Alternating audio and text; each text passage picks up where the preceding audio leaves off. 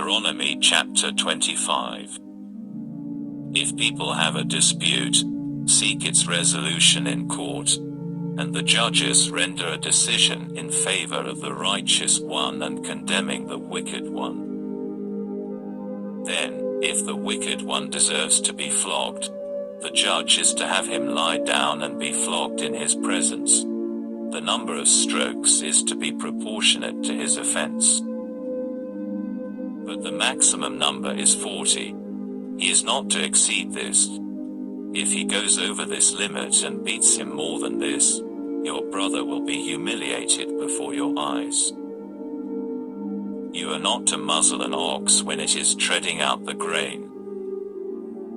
If brothers live together, and one of them dies childless, his widow is not to marry someone unrelated to him.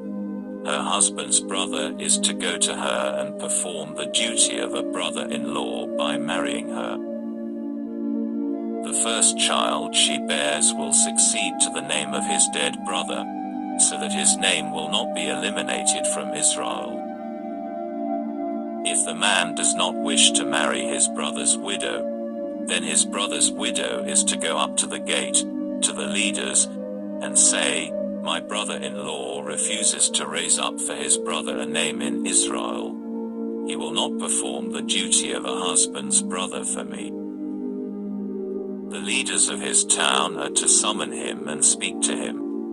If, on appearing before them, he continues to say, "I don't want to marry her," then his brother's widow is to approach him in the presence of the leaders, pull his sandal off his foot, spit in his face and say, "This is what is done to the man who refuses to build up his brother's family."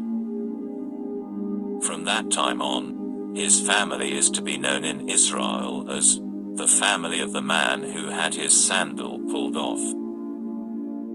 If men are fighting with each other, and the wife of one comes up to help her husband get away from the man attacking him by grabbing the attacker's private parts with her hand, you are to cut off her hand, show no pity. You are not to have in your pack 2 sets of weights, one heavy, the other light. You are not to have in your house 2 sets of measures, one big, the other small. You are to have a correct and fair weight, and you are to have a correct and fair measure, so that you will prolong your days in the land Adonai your God is giving you. For all who do such things, all who deal dishonestly, are detestable to Adonai your God. Maftir, remember what Amalek did to you on the road as you were coming out of Egypt. How he met you by the road, attacked those in the rear, those who were exhausted and straggling behind when you were tired and weary. He did not fear God. Therefore, when Adonai your God has given you rest from all your surrounding enemies in the land Adonai your God is giving you as your inheritance to possess, you are to blot out all memory of Amalek from under heaven. Don't forget.